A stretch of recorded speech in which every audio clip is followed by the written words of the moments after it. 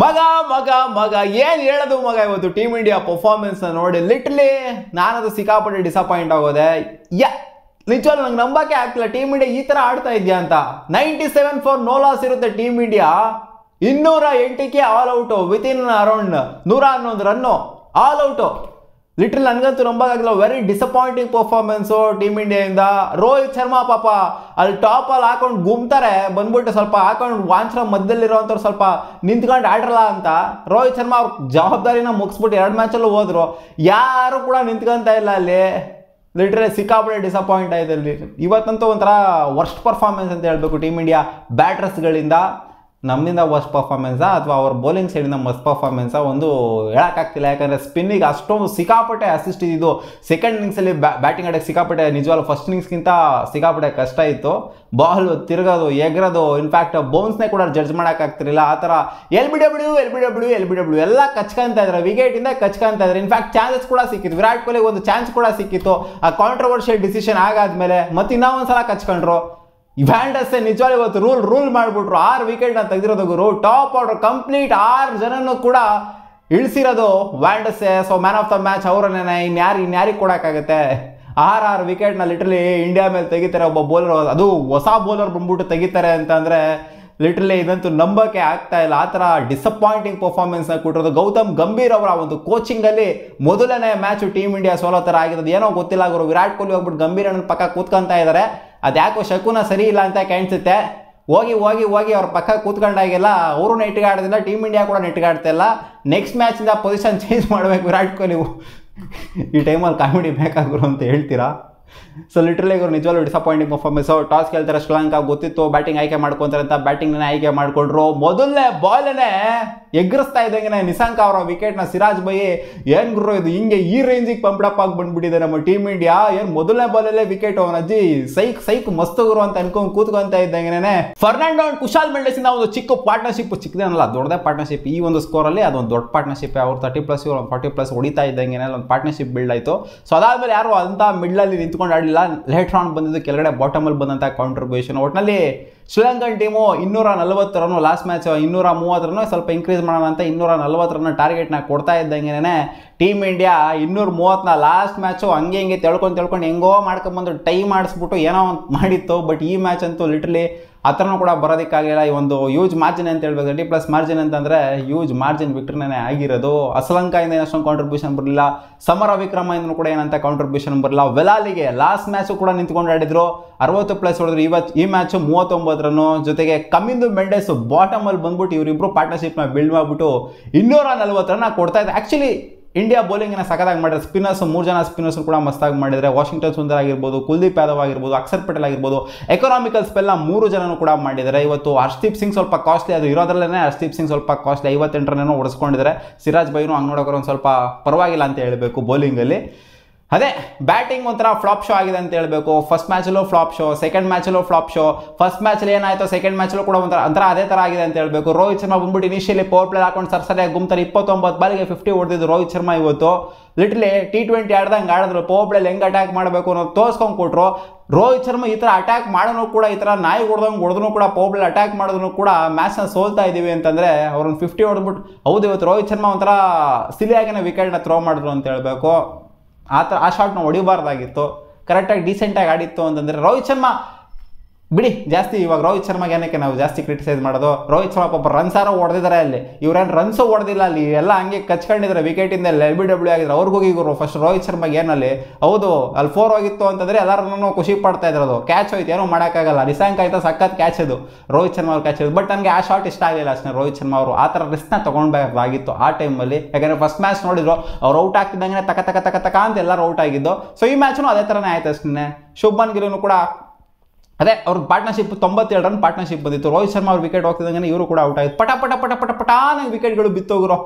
ಎಷ್ಟಲ್ಲಿ 6 wicket within a span of 47 run, 47 run around ಅಷ್ಟರಲ್ಲೇ ಬಿದ್ದಿದೆ. 147 ಇತ್ತು ಟೀಮ್ ಇಂಡಿಯಾ. ಅರೌಂಡ್ 50 ರನ್ ಮಾರ್ಜಿನಲ್ಲಿ 6 ವಿಕೆಟು, 6 ಜನ ಬ್ಯಾಟರ್ಸ್ಗಳು, ಜೆನ್ಯೂನ್ ಬ್ಯಾಟರ್ಸ್ಗಳು ಔಟ್ ಆಗಿರೋದು ವ್ಯಾಂಡಸ್ಸೆಗೆ. ಲಿಟ್ರಲಿ ಇದಂತೂ ಒಂಥರ ಅನ್ಬಿಲೀವಬಲ್ ಬೌಲಿಂಗ್ ಸ್ಪೆಲ್ ಅಂತ ಹೇಳಬೇಕು ವ್ಯಾಂಡಸ್ಸೆಯಿಂದ. ಮುತ್ತಯ್ಯ ಮುರಳೀಧರನವ್ರದ್ದು ಮೀಟ್ ಮಾಡಿಬಿಡ್ತಾರೆ ಅಂತ ಅನ್ಕೊಂಡಿದ್ದೆ. 7 ವಿಕೆಟು, ಮೋಸ್ಟ್ ಎಕನಾಮಿಕಲ್ ಜೊತೆಗೆ ಒಂಥರ one of the best spell India ವಿರುದ್ಧ ಯಾರ್ದು ಅಂತಂದು ಮುತ್ತಾಯ ಮುರಳೀಧರನ್ದು 7 ವಿಕೆಟ್ ತೆಗೆದಿದ್ದು, ಅದನ್ನು ಮ್ಯಾಚ್ ಮಾಡ್ತಾರೆ ಅಂತ ಇವತ್ತು ಅನ್ಕೊಂಡ್ಬಿಟ್ಟಿದ್ದೆ ನಾನು. ಅದನ್ನು ಮ್ಯಾಚ್ ಮಾಡೋಕ್ಕಾಗಿಲ್ಲ ಅಂದ್ರೂ ಕೂಡ ಇದು one of the best spell India ವಿರುದ್ಧ. ವಿರಾಟ್ ಕೊಹ್ಲಿಗೆ ಒಂದು ಅವಕಾಶ ಬೇರೆ ಸಿಕ್ಕಿತ್ತು, ಅದು ಕಾಂಟ್ರವರ್ಷಿಯಲ್ ಡಿಸಿಷನ್ ಆಫ್ಟರ್ ಥರ್ಡ್ ಅಂಪೈರ್ದು. ಸೊ ಅವಾಗ ಜಯಸೂರ್ಯ ಅಂತೂ ಒಂಥರ ಸೈಕ್ ಆಗೋಗ್ಬಿಟ್ಟಿದ್ರು. ಏನು ಡಿಸಿಷನ್ ಇದು, ಏನು ಬದನೆಕಾಯಿ ಡಿಸಿಷನ್, ಎಲ್ಲ ಇಂಡಿಯಾ ಪರವಾಗಿ ಡಿಸಿಷನ್ ಆಗಿ ಕೊಡ್ತಾ ಇದ್ದೀರಾ, ಇಲ್ಲಿ ಟೆಕ್ನಾಲಜಿಲೇ ಏನೋ ಎರರ್ ಇದೆ ಅದು ಇದು ಅಂತೆಲ್ಲ ಸ್ವಲ್ಪ ಕಾಂಟ್ರವರ್ಸಿ ಆಗ್ತೈತಲ್ಲಿ. ವಿರಾಟ್ ಕೊಹ್ಲಿ ಒಂದು ಅದೊಂಥರ ದ್ವಂದ್ವದ ಅವಕಾಶ ಅಂತ ಹೇಳಬೇಕು, ನಾನು ಪಕ್ಕಾ ಅವಕಾಶ ಅಂತಲೂ ಕೂಡ ಹೇಳೋದಿಲ್ಲ. ಸಿಕ್ಕಿದ್ರೂ ಕೂಡ ಅದನ್ನ ಕನ್ವರ್ಟ್ ಮಾಡೋಕ್ಕಾಗಿಲ್ಲ, ಮತ್ತೆ LBWಗೆ ಕಚ್ಕೊಂಡಿದ್ದು ವಿರಾಟ್ ಕೊಹ್ಲಿ. ಅದು LBW ಆಗಿತ್ತು, ಇದು LBW ಆಗಿತ್ತು. ಲಾಸ್ಟ್ ಮ್ಯಾಚ್ ಕೂಡ ಅದೇ ಥರ ಔಟ್ ಆಗಿದ್ದು. ವಿರಾಟ್ ಕೊಹ್ಲಿ ಯಾಕೋ ಒಂಥರ ಹಿಡ್ದಂಗೆ ಆಡ್ತಾ ಇದ್ದಾರೆ ಮಗ, ಯಾಕೋ ಒಂಥರ ಕಂಫರ್ಟ್ ಏನೋ ಕಾಣಿಸ್ತಾ ಇಲ್ಲ ವಿರಾಟ್ ಕೊಹ್ಲಿ ಅವರ ಬ್ಯಾಟಿಂಗಲ್ಲಿ. ಅದೇ ಹೇಳಿದ್ನಲ್ಲ, ಗಂಭೀರ್ ಅಣ್ಣ ಅವ್ರ ಪಕ್ಕ ಪೊಸಿಷನ್ ಸ್ವಲ್ಪ ಚೇಂಜ್ ಮಾಡಬೇಕು, ಅವಾಗ ಏನಾದ್ರು ವರ್ಕೌಟ್ ಆಗುತ್ತೆ ಅಂತ ಕಾಣಿಸುತ್ತೆ. ಹೋಗ್ತಾರೆ ಗಂಭೀರ್ ಅಣ್ಣ ಪಕ್ಕ ಕೂತ್ಕೊಂತಾರೆ, ಸ್ವಲ್ಪ ನಗ್ತಾ ಇರ್ತಾರೆ. ಸೊ ಅದೇ ಪೊಸಿಷನ್ ಚೇಂಜ್ ಮಾಡಬೇಕು, ಆಮೇಲೆ ನೋಡಬೇಕು. ದುಬೆ ಅವರು ಡಕ್ಔಟು ಇವತ್ತು. ಆ್ಯಕ್ಚುಲಿ ಇಬ್ಬರು ಡಕ್ಔಟ್, ಟಾಪ್ ಆರ್ಡರ್ಲೇ ಒಂಥರ ಜೈನ್ಯೂನ್ ಬ್ಯಾಟರ್ಸ್ಗಳನ್ನೇ ಇಬ್ಬರು ಡಕ್ಔಟ್ ಆಗಿದ್ದಾರೆ. KL ರಾಹುಲ್ ಡಕ್ಔಟ್ ಬಂದಿದ್ದು ಮೊದಲನೇ ಬಾಲನೇ ಡಕ್ಔಟಲ್ಲಿ. KL ರಾಹುಲ್ ಏನು ಹೇಳಬೇಕು ಅಂತ ಗೊತ್ತಾಗಿಲ್ಲ. KL ರಾಹುಲ್ ಔಟ್ ಆಗಿದ್ದ ರೀತಿನ ನೋಡ್ತು ಅಂತಂದರೆ ಒಂಥರ ಬೋಲ್ಡ್ ಆಗಿದ್ದ ರೀತಿನ ನೋಡ್ತು ಅಂತಂದರೆ. ಶ್ರೇಯಸ್ ಅಯ್ಯರ್ ಕೂಡ ಕಚ್ಕೊಂಡ್ರು, ಶಿವಮ್ ದುಬೆನೂ ಕಚ್ಕೊಂಡ್ರು ಹಿಂದೆಗಡೆ. ಏನು ಹೇಳ್ತೀರಾ, LBW ಎಷ್ಟು ರಿವ್ಯೂಗಳು, ಎಷ್ಟು DRSಗಳನ್ನ ತಗೊಂಡಿದ್ದು ಇವತ್ತು. ಬರೀ LBW ಅದೇ ಆಗ್ತಾ ಇತ್ತು ಇವತ್ತು. ಟಾಪ್ ಆಲ್ 6 ಜನ ಹಂಗೆ ಹೋಗ್ತಾ ಇದ್ದಂಗೆ ಅಲ್ಲಿ ಬಾಟಮಲ್ಲಿ ಪ್ರೆಷರ್ ಬಿದ್ದಿದ್ದು. ಅಲ್ಲಿ ಪಾಪ ಅಕ್ಷರ್ ಪಟೇಲ್ ಮೇಲೆ ಪ್ರೆಷರ್ ಬಿದ್ದಿದ್ದು. ಅಕ್ಷರ್ ಪಟೇಲು ನಿಜವಾಗ್ಲೂ ಕ್ರೆಡಿಟ್ ಕೊಡ್ಬೇಕು ಅಕ್ಷರ್ ಪಟೇಲ್ಗೆ, ರೋಹಿತ್ ಶರ್ಮಾ ಇವರಿಬ್ಬರು ನಿಂತ್ಕೊಂಡು ಆಡಿದ್ದು ಇವತ್ತು. ಅಕ್ಷರ್ ಪಟೇಲ್ ಯಾರು ಹೊಡೆದಿಲ್ಲ ಅಂದ್ರೆ 44 ರನ್ ಹೊಡೆದಿಲ್ಲ ಅಂತಂದಿದ್ರೆ ಅವ್ರದ್ದು ಕೂಡ ಒಂದು ಕಾಂಟ್ರವರ್ಷಿಯಲ್ ಡಿಸಿಷನ್ ಆಗಿತ್ತು, ಅದಕ್ಕೂ ಕೂಡ ಕಿರ್ಚಾಡ್ತಿದ್ರು. LBW ಕೊಡಬೇಕಾಗಿತ್ತು ಟೆಕ್ನಾಲಜಿ ಇರೋದಿದೆ ಅದು ಇದು ಅಂತ. ಬಟ್ ಅದೇನೇ ಕಾಂಟ್ರವರ್ಷಿಯಲ್ ಡಿಸಿಷನ್ ಆಗಿರಲಿ LBWಗಳದ್ದು. ಬಟ್ ಆದರೂ ಅಕ್ಷರ್ ಪಟೇಲ್ 44 ಕ್ರೂಷಿಯಲ್ ರನ್ಸ್ನ ಹೊಡೆದ್ಬಿಟ್ಟು ನಾನೇನೋ ಮುಗಿಸ್ತಾರೆ ಅಂತ ಅನ್ಕೊಂಡಿದ್ದೆ. ಲಾಸ್ಟ್ ಮ್ಯಾಚು ಅಷ್ಟೇ ಅಕ್ಷರ್ ಪಟೇಲ್ ಮುಗಿಸ್ತಾರೆ ಅಂತ ಅನ್ಕೊಂಡಿದ್ದೆ. ಅಕ್ಷರ್ ಪಟೇಲ್ನ ತಗೊಂಬರ್ತಾರೆ, ಏನೋ ಗೆಲ್ಸೋ ಥರ ತಗೊಂಬರ್ತಾರೆ, ಬಟ್ ಅದನ್ನ ಕನ್ವರ್ಟ್ ಮಾಡೋಕ್ಕಾಗ್ತಿಲ್ಲ, ಗೆಲ್ಸೋದಕ್ಕೆ ಆಗ್ತಾ ಇಲ್ಲ. ಅವ್ರು ಔಟ್ ಆಗಿ ಹೋಗ್ತಾ ಇದ್ದಾರೆ. ಅಸ್ಲಾಂಕ ಬಂದ್ಬಿಟ್ಟು ಅಲ್ಲಿ ವಿಕೆಟ್ ಇದ್ದಿದ್ದು, ಏನು ಕ್ಯಾಚ್ ಹಿಡಿದಿದೆ ಅಸ್ಲಾಂಕ, ಎಗ್ರು ಬಿದ್ದು ನಜಿ ಪಲ್ಟಿ ಹೊಡೆದ್ಬಿಟ್ಟು ಕ್ಯಾಚ್ ಹಿಡಿದ್ಬಿಟ್ರು.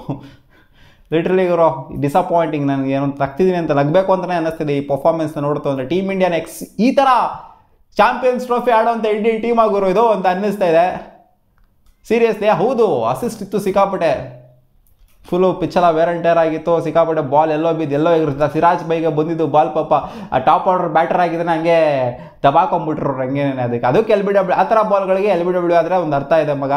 ನಮ್ಮ ಟಾಪ್ ಆರ್ಡರ್ ಬ್ಯಾಟರ್ಗಳೆಲ್ಲ LBW ಆದ್ರಲ್ಲ, ಸೊ ಆ ಥರ LBW ಏನು ಹೆವಿ ಡಿಫಿಕಲ್ಟ್ ಬಾಲ್ ಏನು ಬಂದಿರಲಿಲ್ಲ. ಸಿರಾಜ್ ಬೈಗೆ ಬಂದಂಗೆ ಏನು ಬಾಲ್ ಎಗ್ರದಂಗೆ ಹಂಗೆ ಕೆಳಗಡೆ ಹೋಗ್ಬಿಡಲಿಲ್ಲ ಬಾಲ್. ರಿಯಲಿ ಒಂದು ಸ್ವಲ್ಪ ಸಿಲಿ ಅಂತ ಅನ್ನಿಸಿದೆ ನಮ್ಮ ಇಂಡಿಯನ್ ಬ್ಯಾಟಿಂಗ್ನ ನೋಡ್ತು ಅಂತ ಅಂದರೆ. ದೊಡ್ಡ ಲಾಂಗ್ ಬ್ರೇಕ್ಗಳನ್ನ ತೊಗೊಂಬರ್ತಾರೆ, ಬಂದ್ಬಿಟ್ಟು ಈ ಥರ ಆಡ್ತಾರೆ. ಏನೋ ಒಂದು ಆಫ್ ಸೀರೀಸ್ ಆಗೋ ಥರನೇ ಕಾಣಿಸ್ತಾ ಇದೆ. ನೆಕ್ಸ್ಟ್ ಮ್ಯಾಚು ಕ್ರೂಷಿಯಲ್ ಮ್ಯಾಚ್ ಆಗುತ್ತೆ, ಏನಾಗುತ್ತೋ ಗೊತ್ತಿಲ್ಲ ಮಗ. ಈ ಸೀರೀಸ್ ಎಲ್ಲ ಸೋತೋಗ್ಬಿಟ್ವಿ ಅಂತ ಅನ್ಕೊಳ್ಳಿ, ವರ್ಲ್ಡ್ ಚಾಂಪಿಯನ್ಸ್ ಆಗಿ ಬಂದಿದ್ವಿ. ಜೊತೆಗೆ ODI ವರ್ಲ್ಡ್ ಕಪ್ಪಲ್ಲಿ ಫೈನಲಿಸ್ಟ್ಗಳು, ರನ್ನರ್ ಅಪ್ಸ್ ನಾವು ಬಂದ್ಬಿಟ್ಟು ಇಲ್ಲಿ ಶ್ರೀಲಂಕಾದಲ್ಲಿ ಸೀರೀಸ್ನ ಸೋತೋಗ್ಬಿಟ್ವಿ ಅಂತಂದರೆ ಇದಕ್ಕಿಂತ ಒಂದು ಅಜೀಬ್ ಆಗುವಂಥದ್ದು ಇನ್ನೂ ಒಂದು ಇರೋಲ್ಲ. ಅದು ರೋಹಿತ್ ಶರ್ಮಾ ಅವರ ಕ್ಯಾಪ್ಟನ್ಸಿಲಿ ಸೋತೋಗ್ಬಿಡ್ತು ಅಂತಂದರೆ. ಸೊ ನೆಕ್ಸ್ಟ್ ಮ್ಯಾಚು ಹೆವಿಯಾಗಿ ಪಂಪ್ಡಪ್ ಆಗಿ ಬರ್ತಾರೆ ಅಂತ ಅನ್ಕೊಂಡಿದ್ದೀನಿ. ಇಟ್ಸ್ ಆಲ್ ಅಬೌಟ್ ಇವ್ರ ಬೌಲಿಂಗ್ ಅಷ್ಟೇ. ಇವ್ರು ಸ್ಪಿನ್ನರ್ಸ್, ಇಬ್ಬರು ಸ್ಪಿನ್ನರ್ಸ್ನ ರೂಲ್ ಮಾಡಿ ಬಿಸಾಕಿದ್ರು ಅಲ್ಲಿ. ವ್ಯಾಂಡಸೆ ಜೊತೆಗೆ ಅಸ್ಲಾಂಕ 6 ವಿಕೆಟು, ಅಲ್ಲಿ 3 ವಿಕೆಟು. ಸಿರಾಜ್ ಬೈ ಅಲ್ಲಿ ಔಟ್ ಆಗ್ತಾ ಇದ್ದಂಗೆನಲ್ಲಿ ನೆಕ್ಸ್ಟ್ ಅಲ್ಲಿ ಬಂದ್ಬಿಟ್ಟು ರನ್ಔಟ್ ಆಗಿದ್ದು ಅಲ್ಲಿ ಹರ್ಷದೀಪ್ ಸಿಂಗು. ಸೀರಿಯಸ್ ಆಗಿ ಸಿಲಿಯಾಗಿ ಆಡಿದ್ರೆ ಅಂತ ಹೇಳ್ಬೇಕು. ಏನು ತಲೆಯಲ್ಲಿ ಏನು ಇಟ್ಕೊಂಡು ಅಲ್ಲಿ ರನ್ನೇ ಬರ್ತಿಲ್ಲ. ಗೊತ್ತಿತ್ತು ಮ್ಯಾಚ್ ಹೋಯ್ತು ಅಂತ, ಅಲ್ಲಿ ಯಾಕೆ ರನ್ ಬರ್ತಿಲ್ಲ, ಬರೀ ಟುಕು ಆಡ್ತಿದ್ರು, ರನ್ಸೇ ಬರ್ತಾ ಇಲ್ಲ ಅಲ್ಲಿ.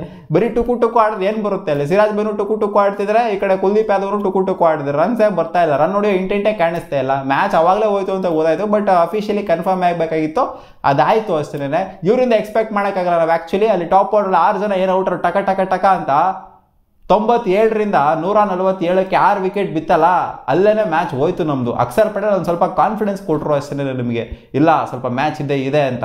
ಅದನ್ನು ಬಿಡ್ತು ಅಂದರೆ 6 ವಿಕೆಟ್ ಬಿತ್ತಲ್ಲ, ಅವಾಗಲೇ ಮ್ಯಾಚ್ ಹೋಯ್ತು. ಶ್ರೀಲಂಕನ್ಸಿಂದ ಮಸ್ತ್ ಪರ್ಫಾರ್ಮೆನ್ಸು, ಶ್ರೀಲಂಕನ್ಸ್ಗೆ ಕ್ರೆಡಿಟ್ ಕೊಡಬೇಕು ಗುರು. ಎಸ್ಪೆಷಲಿ ವ್ಯಾಂಡಸೆಗೆ ಒಂದು ಸೆಲ್ಯೂಟ್ ಹೊಡಿಬೇಕು ಮಗ.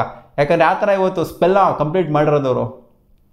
ಜಾಸ್ತಿ ಹೇಳೇನೋ ಪ್ರಯೋಜನ ಇಲ್ಲ. ನೋಡೋಣ, hopefully next match series time ಮಾಡ್ತಾರೆ ಅಂತ ಅನ್ಕೊಂಡಿದ್ದೀನಿ. ಜಾಯಿಂಟ್ ವಿನ್ನರ್ಸ್ ಡಿಕ್ಲೇರ್ ಮಾಡ್ತಾರೆ ಅಂತ ಅನ್ಕೊಂಡಿದ್ದೀನಿ. ನಾನೇನೋ 2 ಮ್ಯಾಚ್ ಗೆದ್ದು ಸೀರೀಸ್ ಗೆಲ್ತಾರೆ ಅಂತ ಅನ್ಕೊಂಡಿದ್ರೆ, ಇವ್ರು ನೋಡಿದ್ರೆ ಈ ಥರ ಆಡ್ತಾ ಇದ್ದಾರಲ್ಲ ಮಗ, ಸೀರಿಯಸ್ಲಿ ಡಿಸಪಾಯಿಂಟಿಂಗು. ನಿಮಗೂ ಡಿಸಪಾಯಿಂಟ್ ಆಗೇ ಆಗಿರುತ್ತೆ. ಕಾಮೆಂಟಲ್ಲಿ ಹಾಕಿ ನಿಮ್ಗೆ ಏನು ಅನ್ನಿಸ್ತು ಅಂತ. ಒಬ್ಬ